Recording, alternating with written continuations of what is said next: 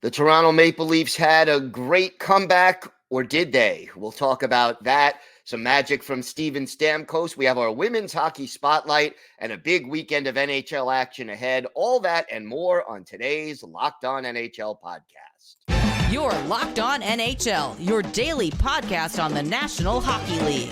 Part of the Locked On Podcast Network, your team every day.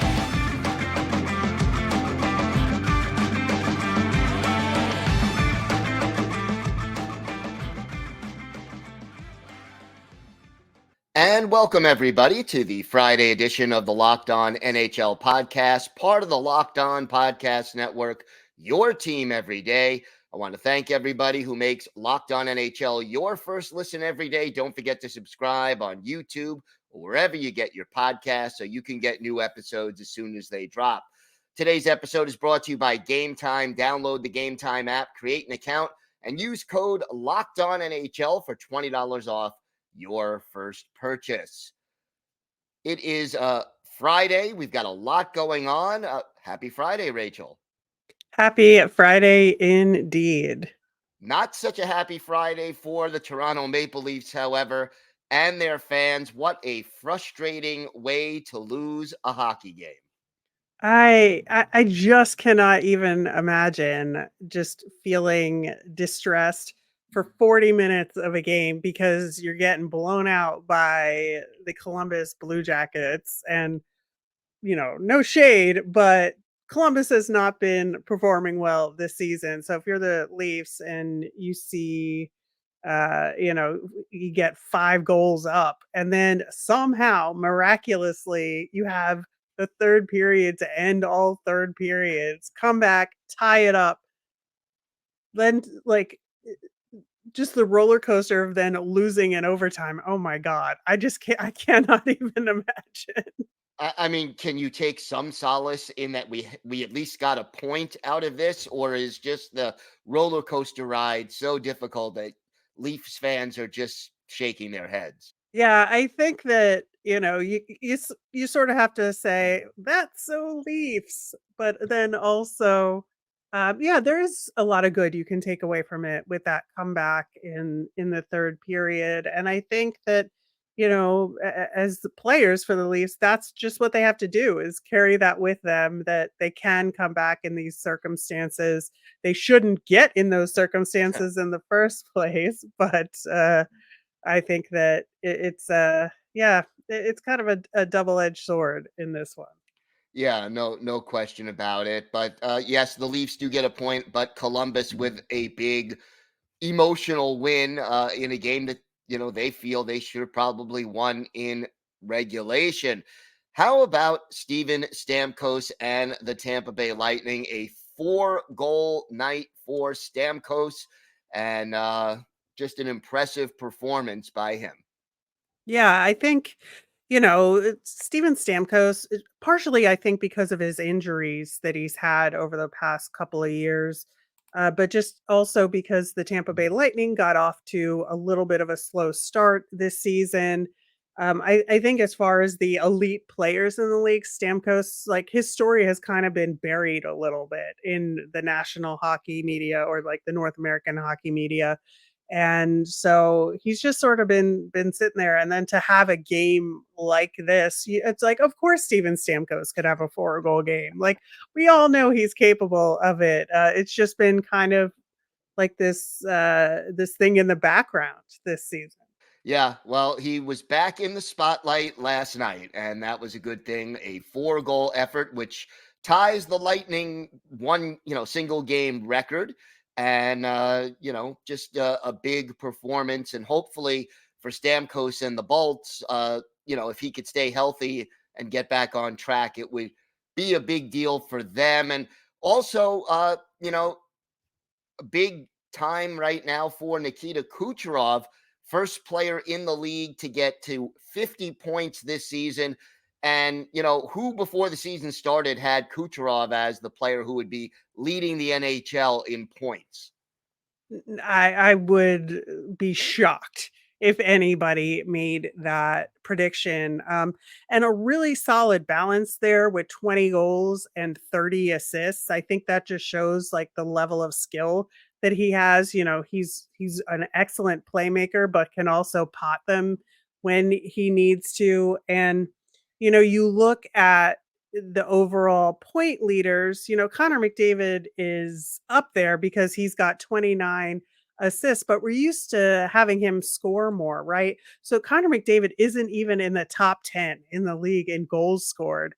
And then you have, Kucherov in the number 3 slot, only behind Austin Matthews and Brock Besser right now. And it's just a remarkable thing to see how this season has evolved so far.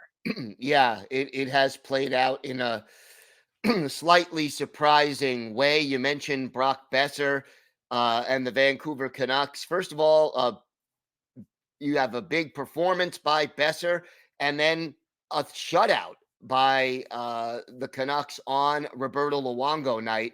How appropriate was that? Yeah, such a great night with Roberto Luongo going into the Canucks Ring of Honor up in Vancouver, and well deserved. First off, and I know Roberto Luongo is such a tremendous figure in hockey goalie lore with his experience around the league, and then I think that obviously we all know that that Stanley Cup final he had with Vancouver is very fraught in terms of the Canucks lore, but he was such an integral part of that amazing team that they had. And so I think it's a well-deserved honor for him. And yeah, love to see the Canucks get a shutout on a night honoring a goalie like Roberto Luongo. And it was really, I thought, a great idea for the ceremonial puck drop before the game. Luongo's dropping the puck, and the two goalies are taking the Right. draw. I just a nice little touch, nothing outrageous, but a nice little touch on that one. As awkward as it looked with those big goalie sticks, but Yeah, I always love when they do that on nights like this and just make it a little interesting. And of course, we also know like Roberto Luongo was like, I think part of the peak hockey Twitter moment back in the day. And has just always been such a looming figure. Like, just do it up for him wherever he goes, honestly. yeah. And he was so good for so long. I mean, just as you said, very deserving, did a lot for all the teams that he played for. And congratulations to Roberto Luongo for having his night in Vancouver. Well, we have got a lot more to get to on today's show. Coming up, we will be joined by Erica L. Ayala for our bi-weekly Women's Hockey Spotlight. We've got that. Plus, we will preview the weekend's games ahead, all that and more still to come on today's Locked On NHL podcast. Buying tickets to your favorite events should not be stressful. Game Time is the fast and easy way to buy tickets for all the sports, music, comedy, and theater near you. They've got killer deals on last minute tickets, and with their best price guarantee, you can stop stressing over the tickets and start getting excited for all the fun you'll have. My favorite parts of the Game Time app is that it's great about getting notified about those last minute flash deals. Plus, you can get that all important view from your seat. Game Time has deals right up to the start of the event and even up to an hour after it starts. It's the great place to find that last minute seat. Also, the tickets are sent directly to your phone, so you never have to check through your email. Take the guesswork out of buying tickets with Game Time. Download the Game Time app, create an account, and use the code LOCKEDONNHL for $20 off your first purchase. Terms apply. Again, create an account and redeem with the code LOCKEDONNHL. Download Game Time today. Last minute tickets, lowest price guaranteed. And now it is time for our bi-weekly Women's Hockey Spotlight, and that means we bring in Erica L. Ayala. And Erica, busy time right now in women's hockey, rosters getting set. What are your key observations from the PWHL's final rosters? For sure. So we knew this was coming. We talked last time on the Women's Hockey Spotlight about the Utica Evaluation Camp. Now, there were rosters for those camps so that each team knew who was coming from other teams, and it was a chance to make the final roster of the camp you'd been invited to, but also an opportunity maybe to swap out for a better fit. And I was talking with a good colleague of mine, Angelica Rodriguez.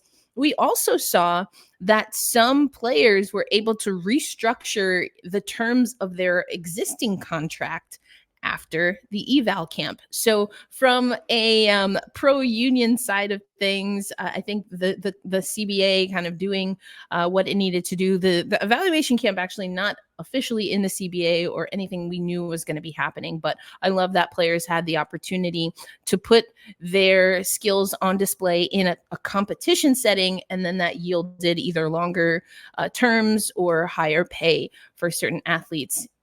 Corrine Schroeder being among them. But we also saw some players, as I alluded to, find a fit on a different team. So it's 6 teams. The rosters are 26 players, and 23 of those players are considered under the standard player agreement.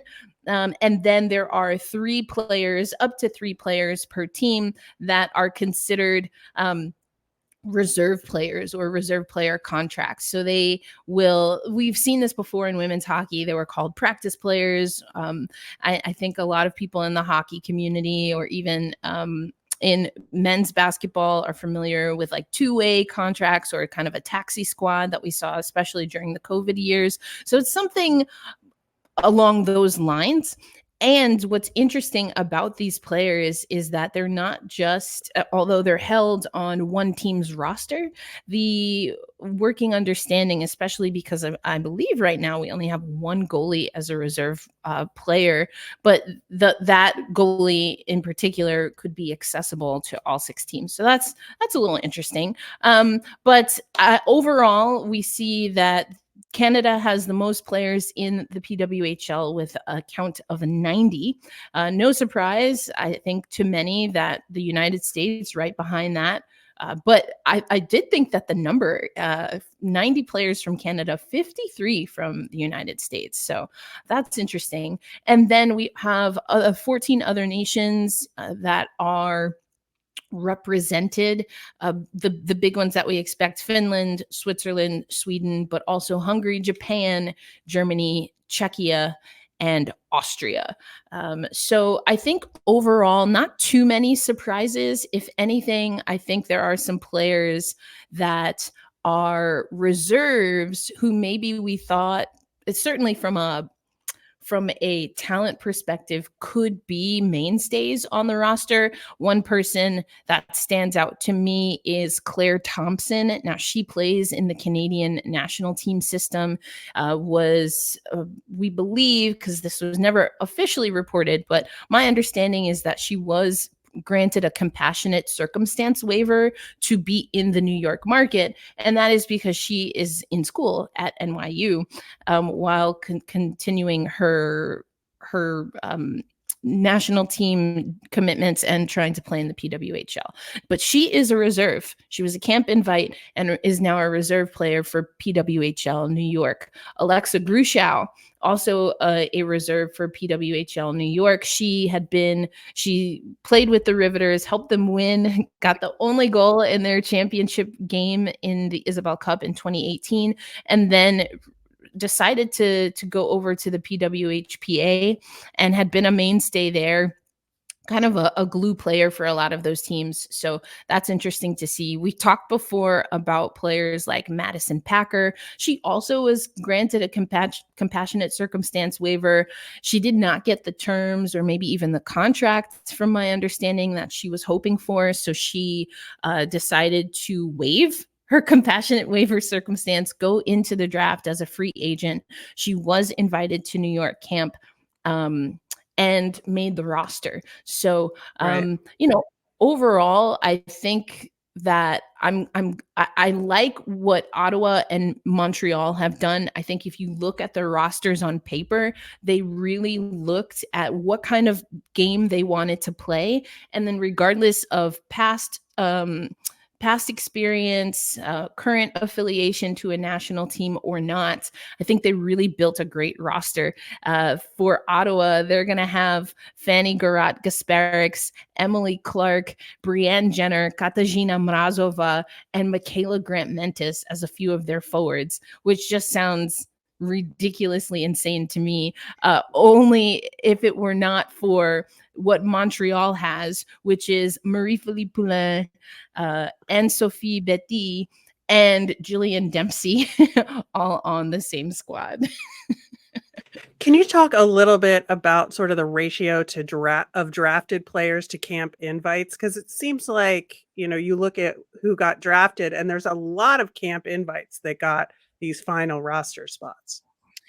Yeah, so I think overall there are a few different things that play into that. I mean, the draft was, I'm forgetting how many rounds, I want to say 4 or 5 rounds, something along those lines.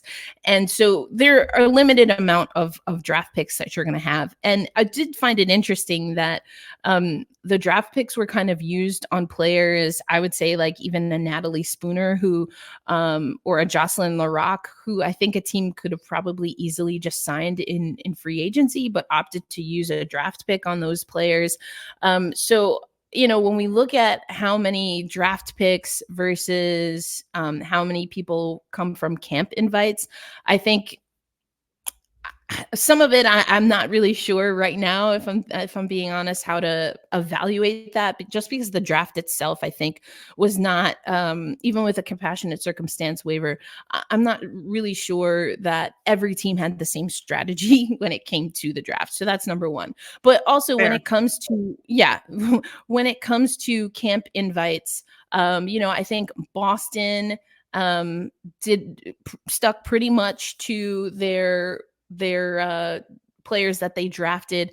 I mean, if you look at the front end, Gigi Marvin, who is a name that, a lot of people will probably know, but she is one of the players that comes in as a camp invite. She hadn't played competitive hockey in a really long time, comes in as a camp invite along with Taylor Wenskowski. But for the most part, Boston has a roster where they are pretty much operating through the draft. Now it's a little bit different with Minnesota, and it's fair to say also with Minnesota that they've had some injuries. So Sydney Brote, Sydney Brote, one of those players that has been injured. I mentioned Madison Packer; she's been injured as well. So some of that also affected whether we saw draft picks versus camp invites. And then I think also the reserve player, and just knowing that there are also people that have withdrawn their name for one reason or another. We talked about Soroya Tinker. I mentioned Claire Thompson is still going to be a reserve player, but will not necessarily have the time commitment in theory that some of the other players have. And I think we've also seen that some players that have been drafted, even that have been signed, have had to make different arrangements. So it's hard to say right now what the weight of that is, because so many of these players, whether they were drafted or signed in free agency or invited to camp, they have championships. They have national team experience. It's really just a matter of what was the right fit at the right time, knowing that this was a short runway for the PWHL. And finally, today, the rivalry series between USA and Canada is just chugging along in the background of all this. We saw an overtime winner from Hillary Knight in one of those games. Where are we at in the rivalry series overall? Well, I mean, much, I'm sure, to the disappointment of Canadian fans, USA has been dominating the rivalry series, which, we tend to see that one team will dominate one part of the leg and then it evens itself out. We've also seen Canada struggle a little bit early on in the rivalry series and then come back and get some wins. But right now it's looking really good for the United States. I do think it's fair to say that after Beijing, they made some changes, particularly to their coaching staff. They've started practicing special teams for tournaments. Shocker. I know, like special teams are important in short-term, high stakes tournaments. Who knew? And Erin Frankel, I know we've talked about Erin Frankel a time or two, Rachel, but she's been getting a lot more playing time with the United States. And I think that it's been a given that the US would dominate offensively. And if we're being honest, I think defense and goaltending sometimes fell into place second and third, which is so funny to say when you're playing a team like Team Canada, and again, the aforementioned Marie-Philippe Poulin, Sarah Nurse, Brianne Jenner. But I think they've relied a lot on kind of their American style, just kind of physical game a lot, where this team seems a little bit more focused in all three zones. Erica, thank you so much. We're looking forward to having you back in 2 weeks when we will be right up against the start of the first season of the PWHL. Thank you so much for joining us. Thank you both, and we'll chat soon.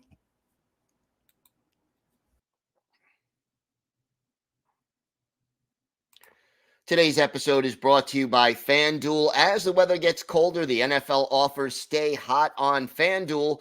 Right now, new customers get $150 in bonus bets with any $5 money line bet that wins. That's $150 if your team wins. If you've been thinking about joining FanDuel, there's no better time to get in on the action. The app is so easy to use. There's a wide range of betting options, including spreads, player props, over-unders, and more. And you could bet on things, not just the NFL. You got the college bowl season coming up, college basketball, the NBA, and you could even use your knowledge of the NHL and your favorite NHL team on FanDuel. Just check out all the latest odds and player props. Visit FanDuel.com/lockedon and kick off the NFL season. That's FanDuel.com/lockedon. FanDuel, official partner of the NFL. And Locked On has launched the first ever national sports 24/7 streaming channel on YouTube. Locked On Sports Today is here for you 24/7, covering the top sports stories of the day with the local experts of Locked On, plus our national shows covering every league. Go to Locked On Sports Today on YouTube and subscribe to the first ever national sports 24/7 streaming channel. Rachel, we have a busy weekend of NHL action ahead and a lot of games tonight. Which game catches your eye the most? I got to look at that Preds-Canes matchup because the Preds have been, playing, I think, better than expected overall this season. And they have such similar records right now, with Carolina struggling a little bit, and this is a good Southern tier rivalry possibility here. So I think this should be a fun one. Definitely should be an interesting game to watch. How about Boston and the New York Islanders? Well, you can speak to what's going on with the Islanders and why they keep winning and annoying me. But I think that the only team more annoying to me right now is the Boston Bruins. So have at them. Late game, Buffalo in Vegas to take on the defending Stanley Cup champion Golden Knights. And, can Buffalo get the ship righted? What is going on with the Sabres this year?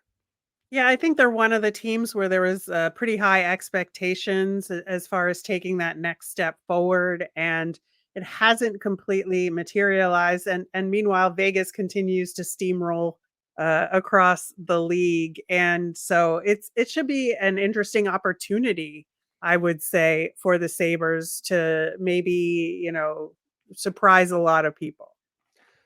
13 games on the schedule on Saturday, but only one matinee, Vancouver in Minnesota. And the Wild have been doing a little bit better since their coaching change. Yeah, I think it's a good sign for them. Of course, we talked about the Canucks coming off that shutout win, and they cooled off a little bit, but have still been playing generally really well. So I think this is definitely an interesting matchup in terms of the timing and what these teams are looking like right now. The New York Rangers taking on Boston. Boston going with the Islanders, and then the Rangers in back-to-back nights. This is a very good matchup between the two top teams in points right now in the Eastern Conference.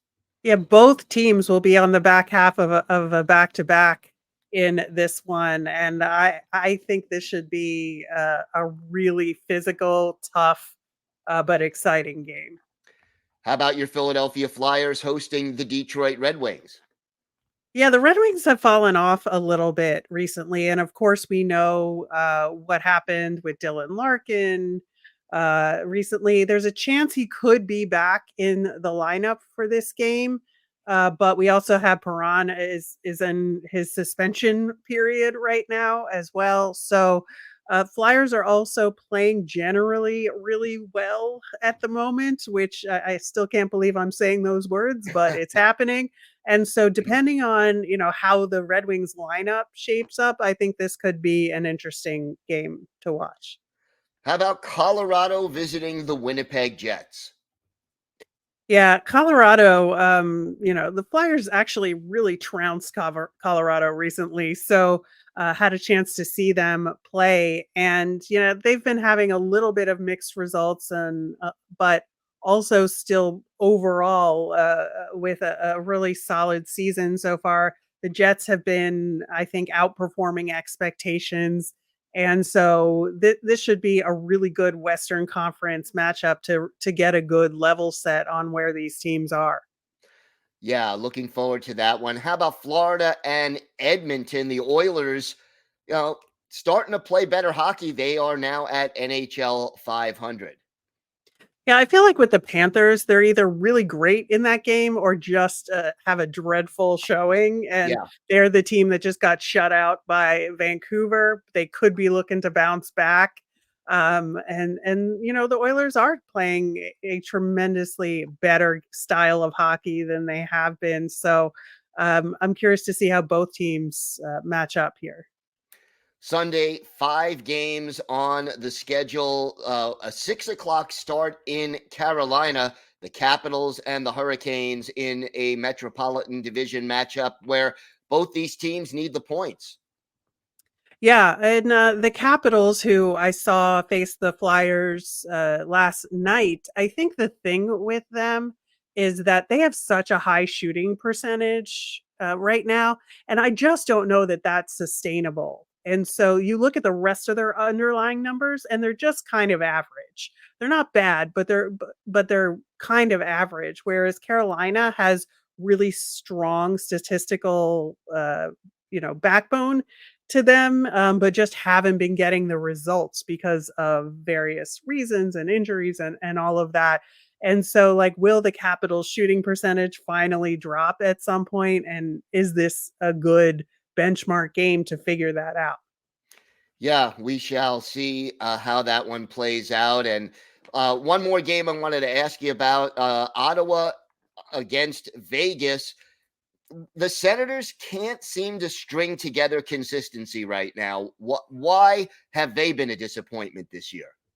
Man, I don't know. They're another team that had some increased expectations going into this season. And right now, if you can believe it, with only an 11-13 record thus far, I don't think that is fully reflective of where this team is, but also that is the worst record in the Eastern Conference, which is only slightly below 500, which kind of shows you the strength of the Eastern Conference right now, to be honest.